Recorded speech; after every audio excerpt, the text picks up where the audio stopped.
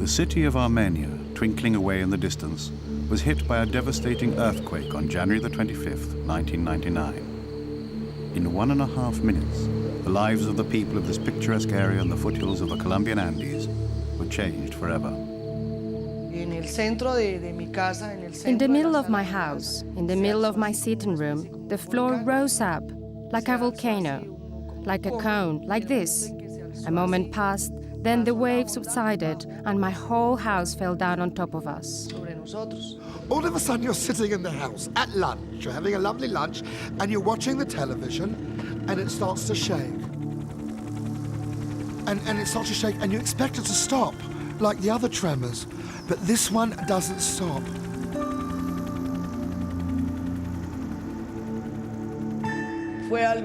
It was horrific, terrible. It is something that is impossible to describe because at that moment the only thing you can think about is saving your life.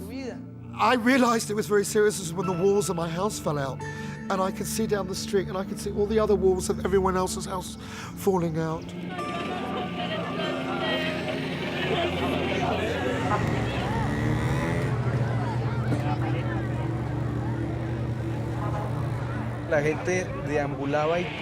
Some people were wandering about in a daze, others running without any sense of direction. Some vehicles were driving right through barriers, others were just crashing into each other, but no one cared. Everyone was just concerned for themselves. Some were taking the wounded, others were searching for their relatives.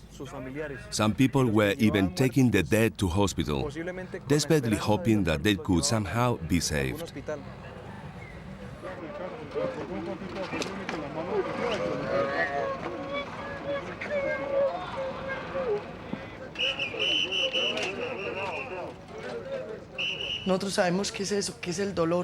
We know the meaning of pain.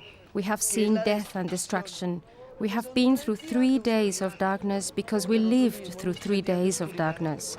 In those 3 days, there was a blanket of death over the city of Armenia.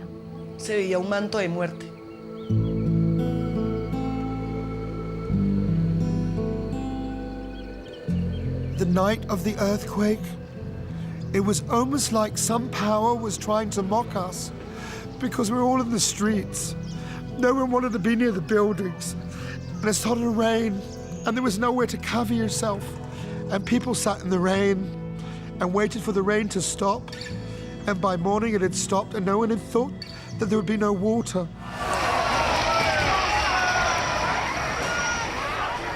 For 3 days, there was no food or water in the city. Desperate people took matters into their own hands and looted shops and supermarkets. Rumors that marauding gangs were on the loose swept the city.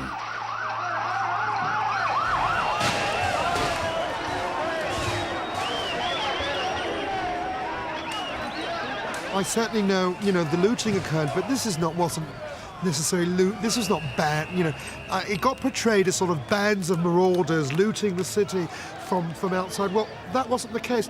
It was people who were hungry and thirsty and desperate.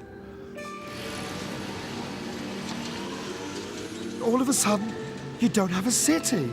There's no shops, there's nowhere, there's no petrol stations, there's no, the local authority, one doesn't know where the local authorities are because they're down. The police all came down, so there were no police because the police compound came down. And all of a sudden you're living in a place with nothing. Colonel Cardenas is the police chief of the province. 17 of his men were killed and the whole of the police barracks destroyed in the earthquake. His own life was saved because he happened to be at a meeting out of town when the disaster struck. When I arrived here, I felt a great sadness, and at the same time I was truly grateful to God that I was not in my office at the time of the earthquake. Because after the earthquake, it took 15 days for the bulldozer to clear the rubble in order to reach the place where my office used to be.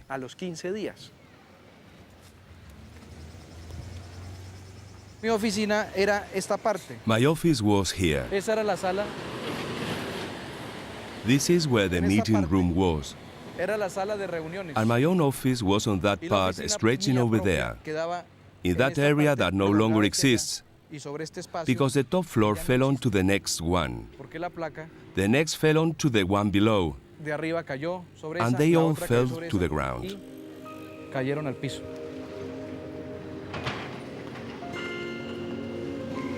Alfredo Lozano lived in another very badly affected part of the city.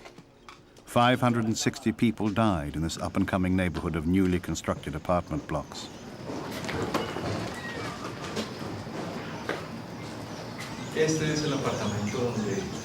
This is the apartment where I was living.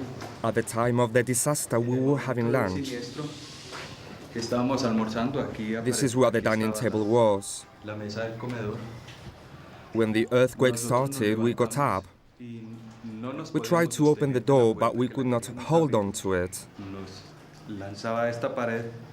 We were being thrown backwards and forwards between the wall and the door. As we were going downstairs, the staircase was collapsing beneath us.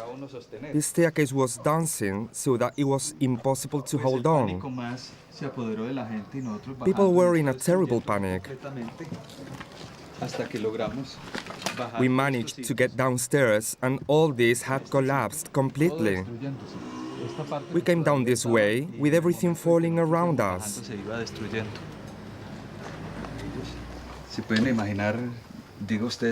Can you imagine 20 people going down here all at the same time?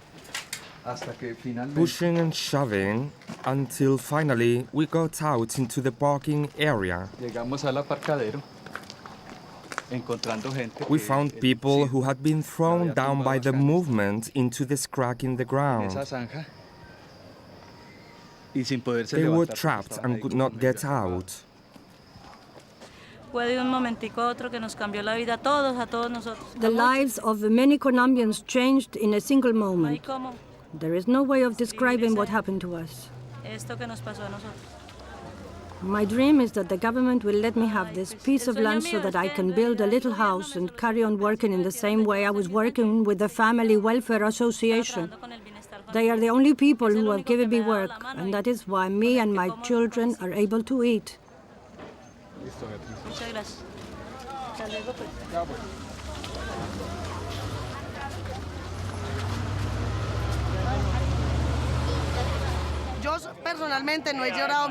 Personally, I have not yet grieved.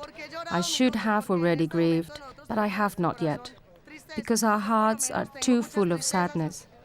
In my case anyway, I carry a lot of sadness, because I had to pick up my dead. I had to pull children with crushed skulls out of the rubble. I haven't yet cried for that.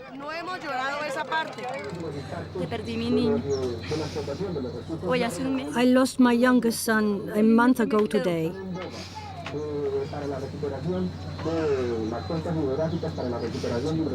Camilito, venga. I lost my youngest son and only have my grandson left. It was a month ago today, the 25th.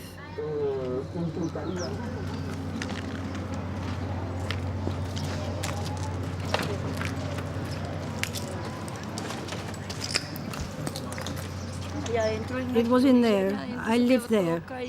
Over there, all that part collapsed at the end. This is where the entrance was. I had sent my little one on an errand just before the earthquake. They probably got scared and ran back into the house. I did not realize for 4 days that my little boy was buried there.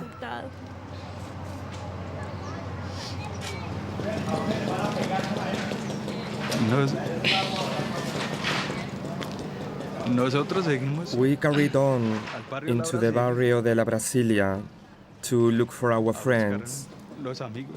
Everyone we could think of. We had a lot of friends here, and we were thinking of them.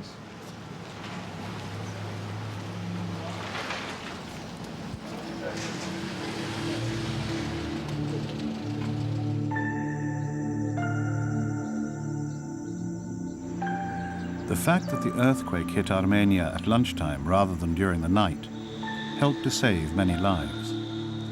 Nevertheless, the destruction to property was immense. Out of a city of 600,000, nearly half were made homeless.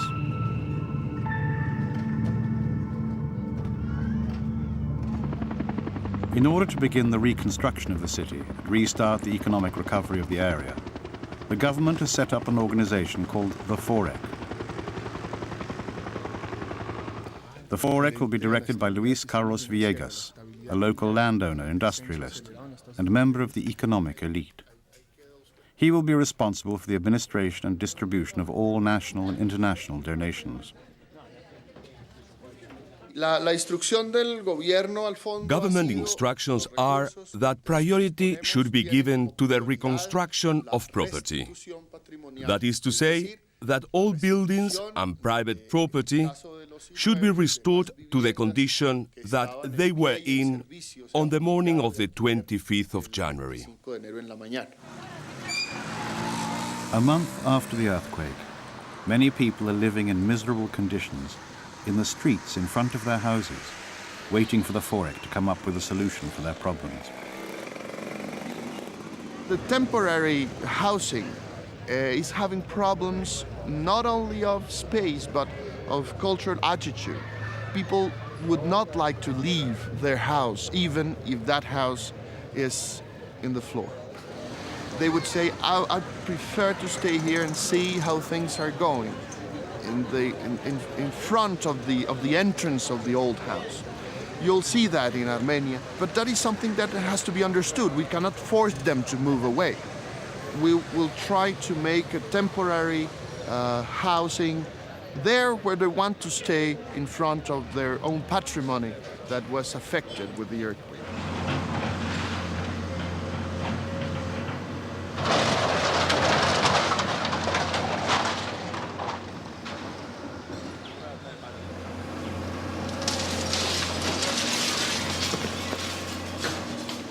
There's people that have seen their houses completely destroyed in land where you cannot rebuild anymore. So you have to move those people to new places. It will take more time than all the other solutions. Other people got their houses destroyed, but they can rebuild. And they will have to rebuild their houses by themselves, self-constructing, with the help in materials and technical aid from the government and NGOs.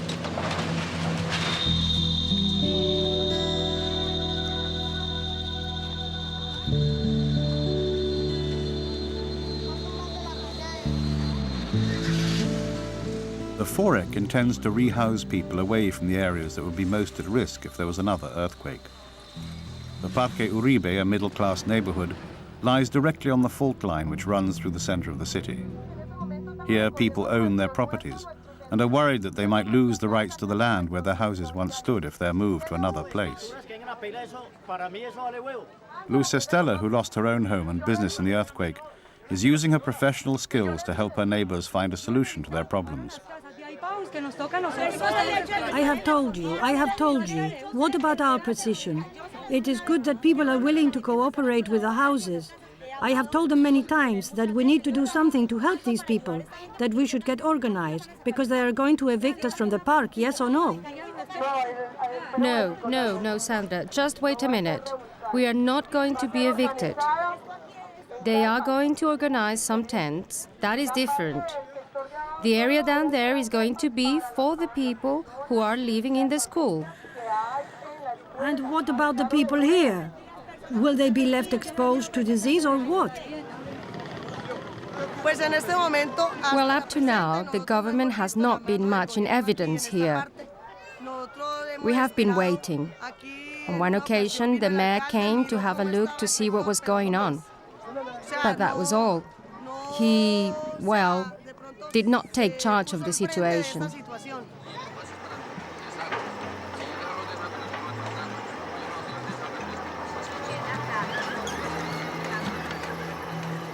While the middle classes try to deal as best as they can with their current situation, other victims of the earthquake have found a different way of solving their housing needs. They have squatted on empty land and have created a new community there.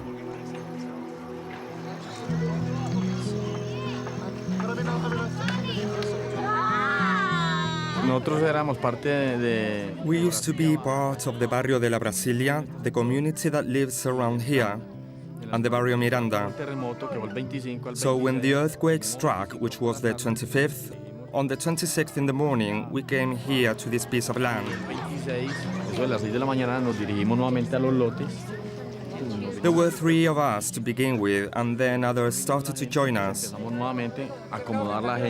We began by splitting it up into allotments and setting up an action committee in order to get more support and to protect ourselves from being evicted and being left with nothing. Jonathan Van Fieldman has been appointed by Save the Children Fund to coordinate aid distribution in the new settlement. Because of the squatting rights here, these people will probably be able to stay on this land, and maybe we can get a project together to try to get them to rebuild their homes in a more eco-friendly way than in bricks and asbestos roofs.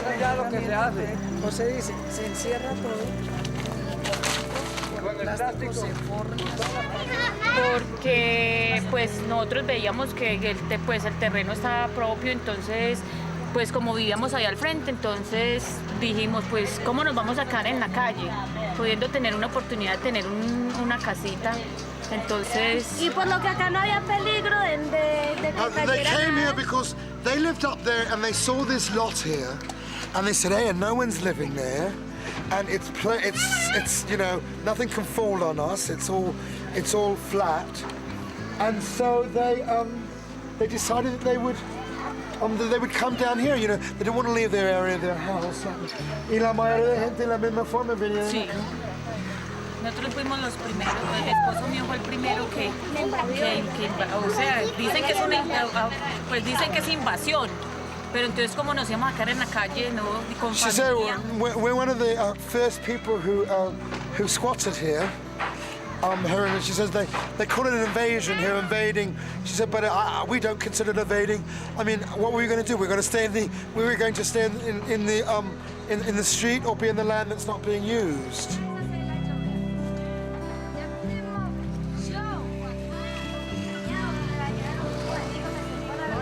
I give this talk, and I show them this place, I think I have to do las otras cosas.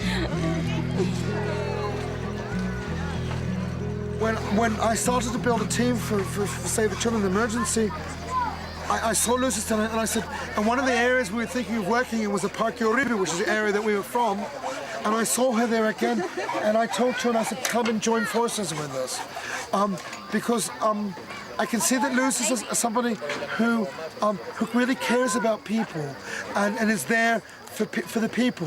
And there's so many people around who are only thinking of themselves or are there for another reason or not. And she was working very unselfishly, and I felt that, you know, that's what I wanted to do, and that's how we made our connection.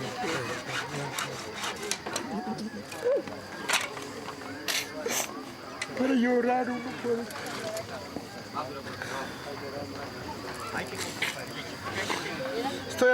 I'm talking about the earthquake because I too know what it is like. I met Luz the day of the earthquake. We have also lost our houses. She lost her house, her business. Her daughter's houses were lost, and she is here. And do you know what? She is worried about you.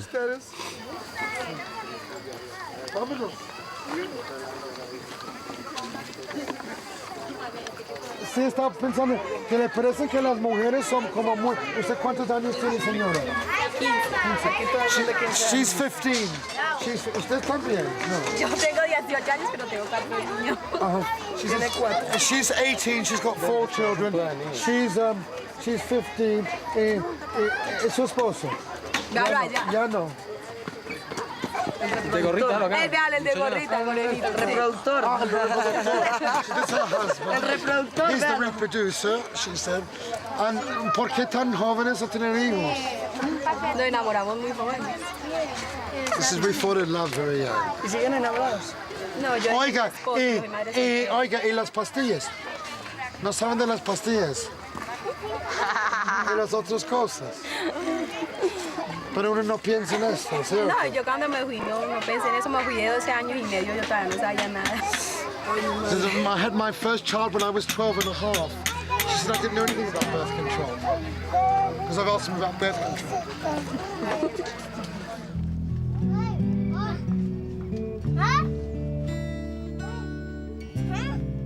A baby has died in the new barrio.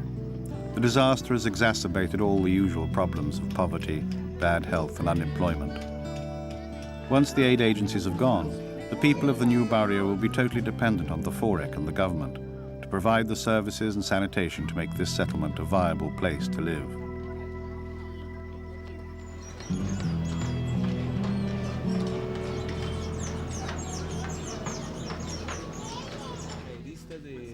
At a Forec press conference, Villegas gives an optimistic report on the progress of the reconstruction.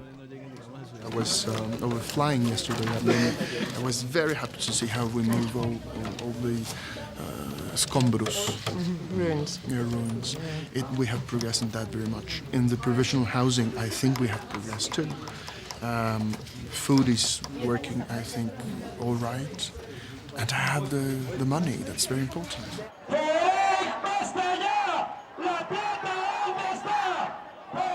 7 months have passed since the earthquake, and Villegas' upbeat assessment of the situation is in sharp contrast to the feelings of the victims.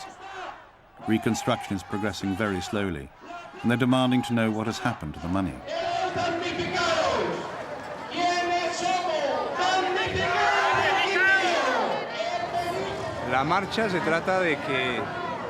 This demonstration is a protest against the slow progress of the reconstruction and against the way it is being managed by the administration. The victims are very unhappy that 7 months after the earthquake, reconstruction work has hardly started. On top of this, the national government has not formulated a coherent plan for the people who rent and sublet, who after all are more than half of the victims.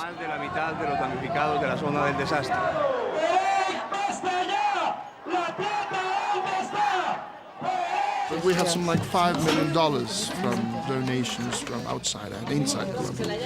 That's also with the public budget resources. It's going to be some like $700 million US dollars. So to start in '99, I think we are in the good path. All right. While noisy demonstrations continue outside, the directors of the Forec are persuaded to listen to the demands of the victims.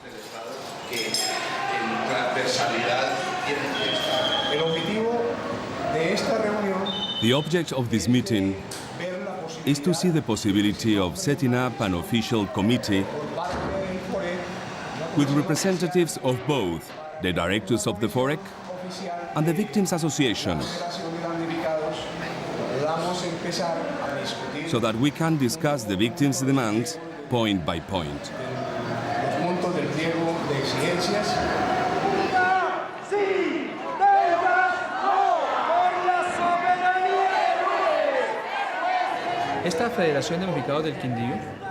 The Victims of the Earthquake Association has come up with some demands that are really outside the political capacity of the Forec.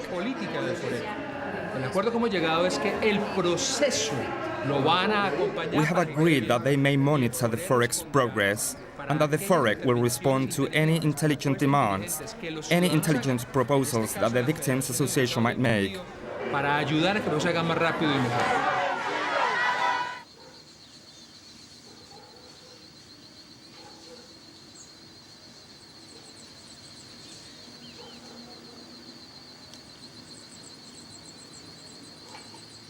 Since the death of her child, Blanca Cecilia has had a very hard 7 months. Owing to the shortage of rented property, she has been forced to move from place to place to seek work and accommodation. Blanca is currently living on a farm in return for picking coffee.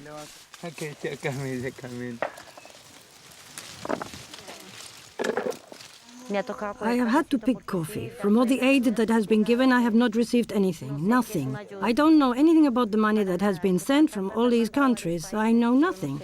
They are helping the people who lost their houses and the ones that got allotments. Those of us who were living in rented accommodation have received nothing, absolutely nothing. Well, they have come up with nothing. They counted us, but they have not done anything. What aid? They sent money? So where is the money for the victims? I have not received anything, so I have to live here.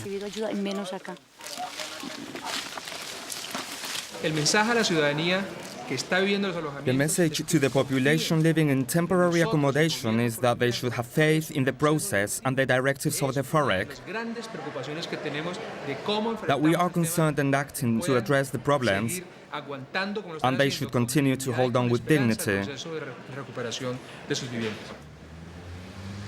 But what dignity remains for Luz Estela's mother, who, having been used to a comfortable middle-class existence, now lives in squalor on the site where her house used to be? Her insurance only covered the mortgage payments, and the bank has claimed its loss, leaving her to deal with the complicated paperwork to be able to apply for a subsidy from the FOREC. What has the FOREC told you? That the document is not right. What document? The land registration? Yes, and why? They said that it is a farm in Calarcá and registered to a different name. Ah, it wasn't done properly.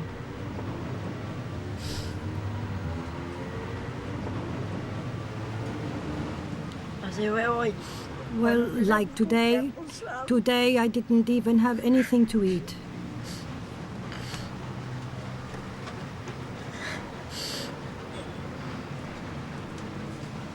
Later, Chucho came and brought something for me to cook and gave me some electric wire to connect to the light.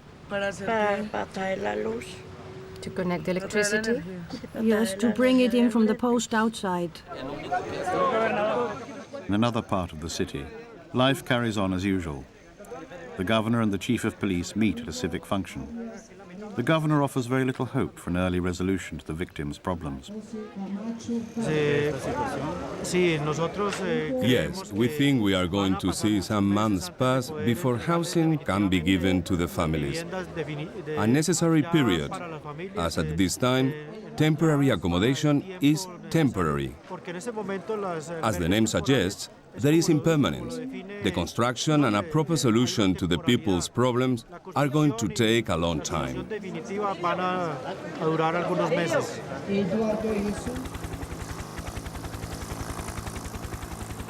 This flattened landscape is all that remains of the prosperous middle-class neighborhood in which Alfredo Rosaro used to live. In the last 7 months in this barrio, there has been the demolition and collection of rubble. The FOREC is building temporary accommodation for people who used to live here. The temporary accommodation is very uncomfortable because too many people have to live together and so lose their privacy.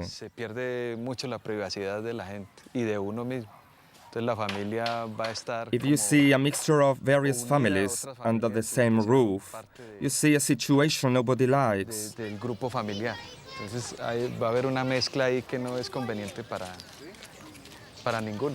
It is much better to make an effort and find a place of your own, more comfortable, and one which offers security and privacy. In my case, I take care of my family, which is not very big, but needs looking after.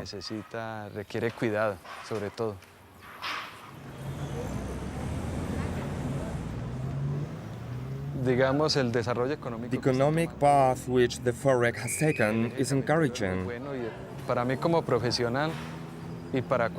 For me as a professional and others like me, it's good, because it means progress, development and economic independence. Ironically, the post-earthquake situation has increased the demand for Alfredo's skills as an engineer. Being able to take part in Armenia's reconstruction has helped him to deal with the trauma of the event. He's working for one of the many non-government organizations which have been funded by the FOREC in order to rebuild the city. Lo que hace falta es que, digamos, The outlook is hopeful, desarrollo que se quiere. Se está esperando, but what is needed is for the FOREC plan to start, pero tiene que because the haberlo, city must not stagnate. porque la ciudad no se puede estancar. Desde el momento mismo del terremoto, institucionalmente From se the hizo, moment that the earthquake struck, the police have recovered well. fuera de la emergencia de la comunidad fue atender As la well as the emergencia emergency of the community, we firstly had to attend to our own calamity. atender esa emergencia en la evacuación de los We primeros de lost los 18 heridos, members of the police force, and we had to see to the evacuation of our wounded, the removal of the dead bodies, and attend to the affected families. En esta eventualidad a las familias. We also offer psychological assistance and gave aid to all the police officers who were directly affected and lost their belongings and houses. Los que perdieron en seres. Las instalaciones propias que se perdieron ya se The headquarters and the police stations that were lost have now been included in a budget that the FOREC has allocated for the rebuilding and damage repair of all units. hasta el pago de menores daños en algunos otros cuarteles o unidades que tuvimos.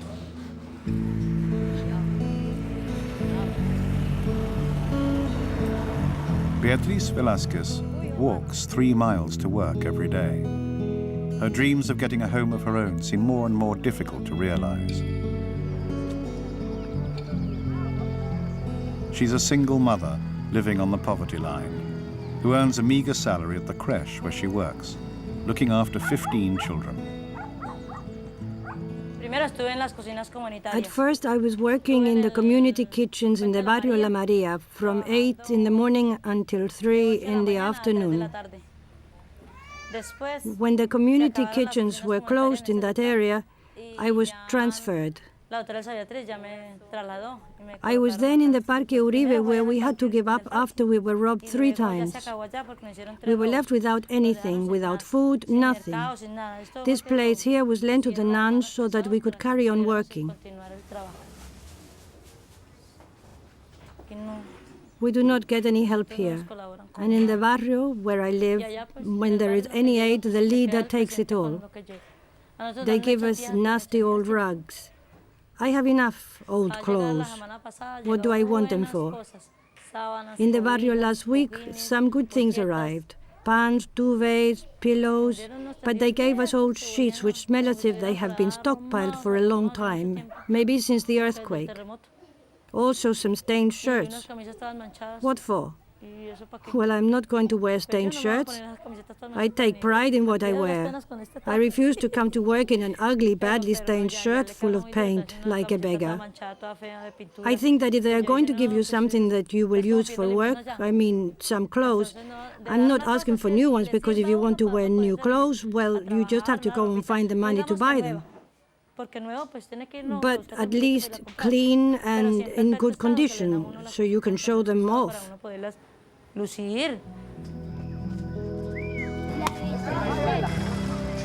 future of the barrio 25th of January still hangs in the balance. The community is waiting to hear if the government will allow it to stay on the land.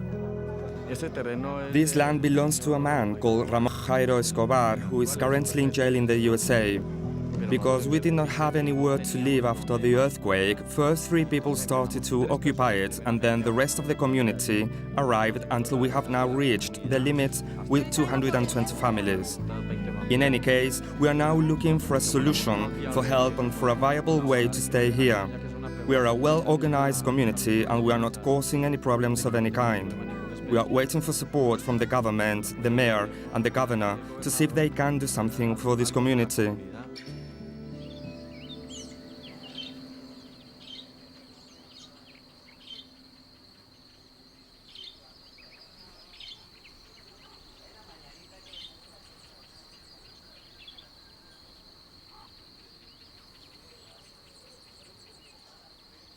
Hola, ma. Hola, hijo. ¿Ma está bien? Bien, papá, bien. Mira, ma, le traemos unas florecitas para... ¿Cómo pasa el tiempo, no? Time is passing by. 7 meses. It has been approximately 180 days, and with this month, 7 months. 220 days have passed since my boy died. Blanca Cecilia and her surviving sons, Wellington and Juan Carlos, go into town to visit the grave of her dead child. Blanca has also suffered from government bureaucracy. When her little boy died, she had to spend what little money she had on getting the paperwork essential for his burial. We run around like headless chickens trying to get the documents and paperwork necessary to bury my child. Just sending you from place to place. Go and get that. To certify the death, the hospital wants documents. They want to confirm that the death of my child was on the 25th of January.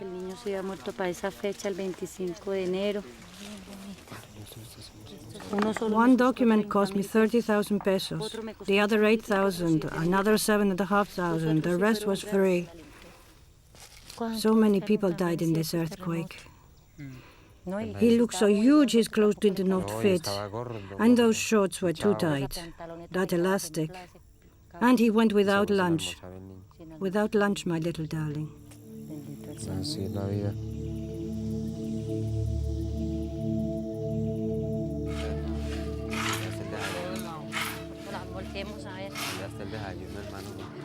Blanca's sons and their wives are still living in the provisional tents first erected after the emergency. The insanitary living conditions are particularly inappropriate for their children, who are constantly falling ill.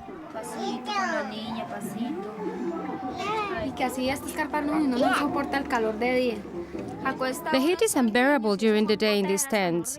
If you put children to sleep, they pour with sweat. In addition, in the evenings, the damp gets in. That's why we put this cloth over here, so that we are able to protect the children from the damp, because this is killing us. They get nasty coughs.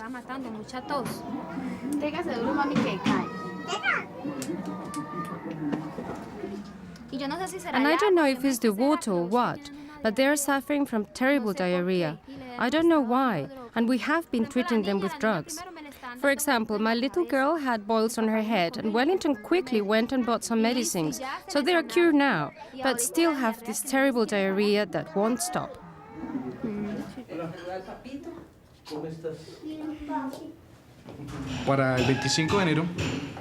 The day of the earthquake, we were all in Armenia.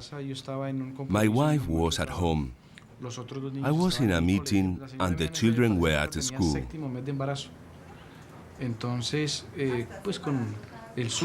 My wife was 7 months pregnant, and with the fright of the tremor and the terrible scenes she witnessed outside, she was left in a state of shock.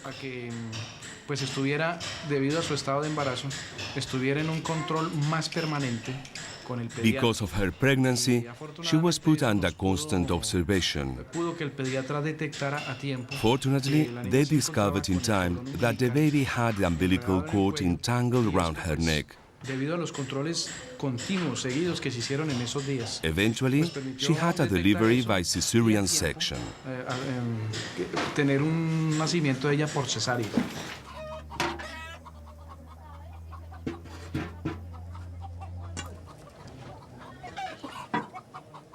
Beatriz Velasquez's personal enterprise has paid off. She has persuaded a neighbor to give her a plot of land on which to build her home and a creche. But she has to start the construction work literally with her own hands.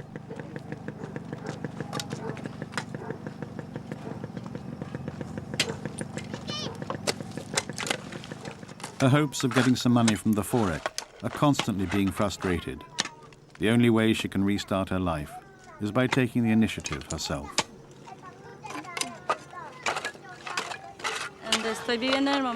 The place where I am living now does not belong to me. The owner wants his allotment cleared up, but the owner of this one is allowing me to build a temporary house and creche here. So I am clearing this site up in the hope that the community will come to help me build. If I do not do it, they will not build. I work in the morning and cook for the children at the creche. I come back here in the afternoon and work until I get too tired. This is back-breaking work for a woman.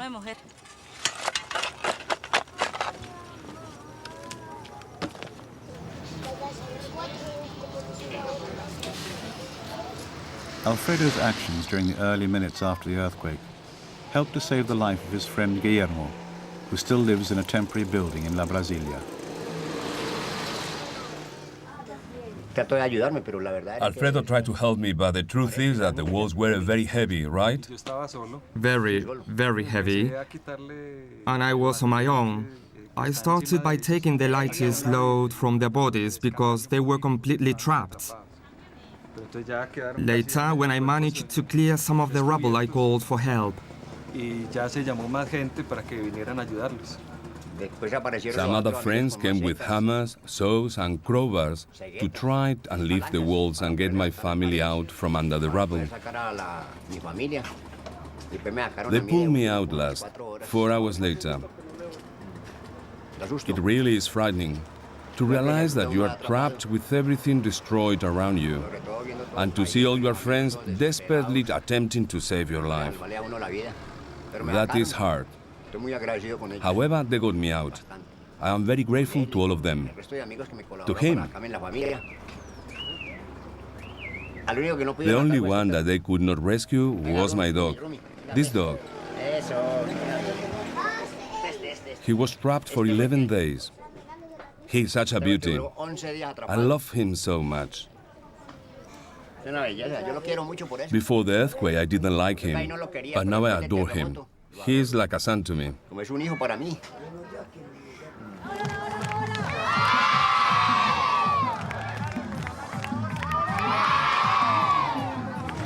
Since the earthquake, the police force of Armenia has been involved in an exercise to improve its image and its relations with the public.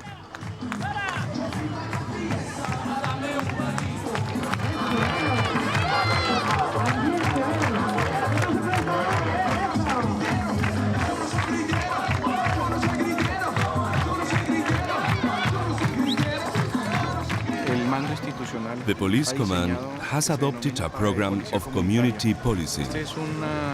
This is a concept that works in conjunction with other countries and focuses on police activity in the community.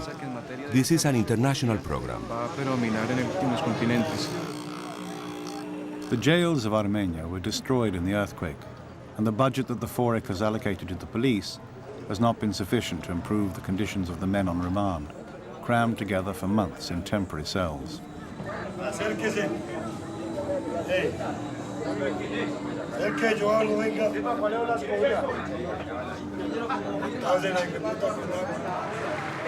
situation here is inhuman. Prisoners who don't have anybody to bring them food starve. There are many who haven't got anybody to bring them any food. I have to stop working to bring some food to my husband. It is true that an earthquake happened, but then where is the money? Why don't they do something? If they were able to convert these storerooms into cells, why don't they fit a kitchen and prepare some food for them?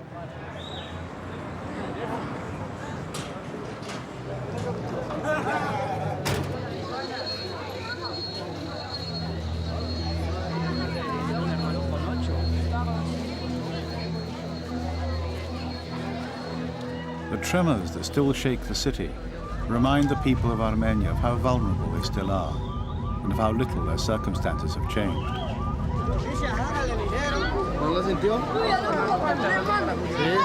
Just now? It is a horrible feeling, and we are very sad to see how they are demolishing our club. This place has many memories for us. It is terribly sad. No, I haven't been able to sleep. Nobody has, because of the frequent tremors. Well, you carry on with a feeling of panic. You are just left traumatized by the tragedy. I found Daniela like this, covered in blood, and here it was open. Oh yes, horrible. Come on, darling, show your face. It's all gone. We have to get on now. Don't cry. She's all right.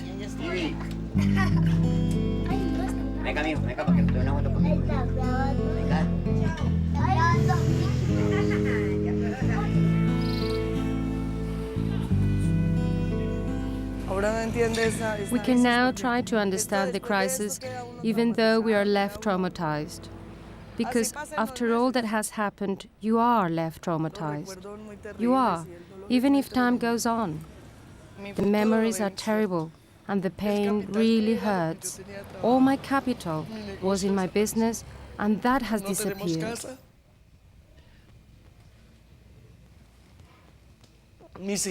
We no longer have a home, nor do my daughters, and that really is painful. I lost everything. Totally.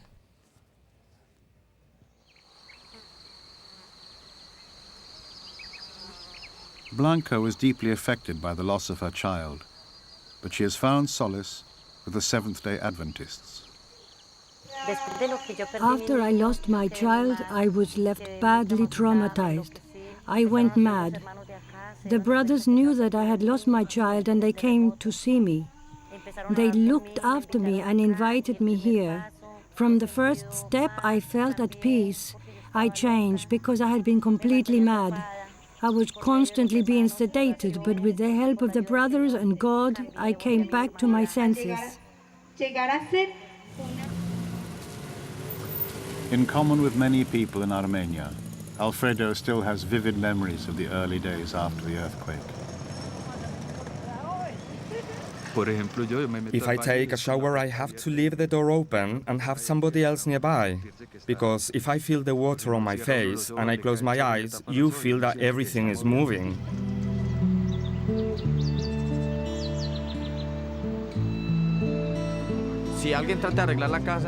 Although we want to improve our houses, we constantly think that sooner or later they will come and demolish them or that they will evict us. If by chance they should tell us, yes, this land is yours, then we will see how, by the sweat of our brow, we will go about building permanent homes for ourselves.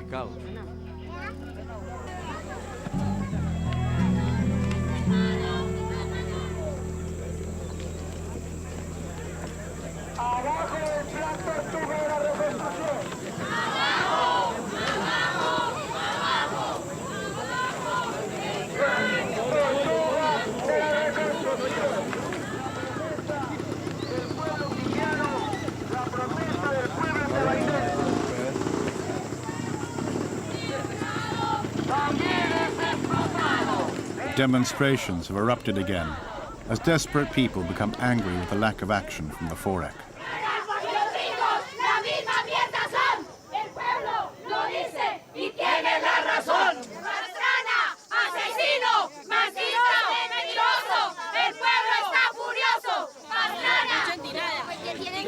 And where is the money? Money that has been sent, that has been donated to us, the victims. We have the right to that money, and they have not given it to us, and have done nothing for us. We've been told 100 million pesos have been withheld from us. What is going on here? Who can tell us where this money is? I think that here in Armenia, if we carry on the way we are going, there is going to be violence. There will be confrontation, because we are claiming our rights. We are not begging for charity. Nevertheless, we hope it is clear to the mayor and all the rulers here. We hope it is clear that we are not asking for charity. What do we want? We are honest. The only thing we want is that they give us some land with services and tell us, this is your allotment, build whatever you can. We were house owners.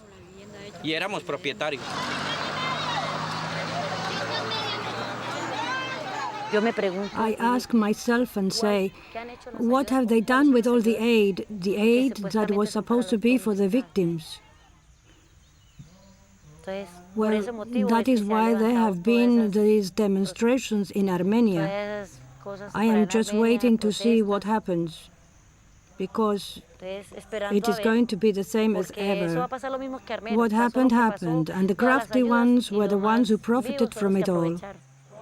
The Forec's official response to criticism from the victims of the earthquake, politicians and social organizations is that they have spent 99% of their budget in the last year. But the people of Armenia are still complaining about the slow pace of the Forex reconstruction process and are demanding to know how the money has been spent. A year after the earthquake, more than 50,000 people are still living in tents and temporary shelters. The immediate future of the victims looks very uncertain, because if you have been to the temporary housing and settlements, a worrying and volatile situation is developing where everyone has lost their privacy, their independence, lost what they are used to, lost everything. This is creating serious social problems, and if the national government and the Forex don't take proper concrete measures quickly to solve these problems, it is a volcano waiting to erupt.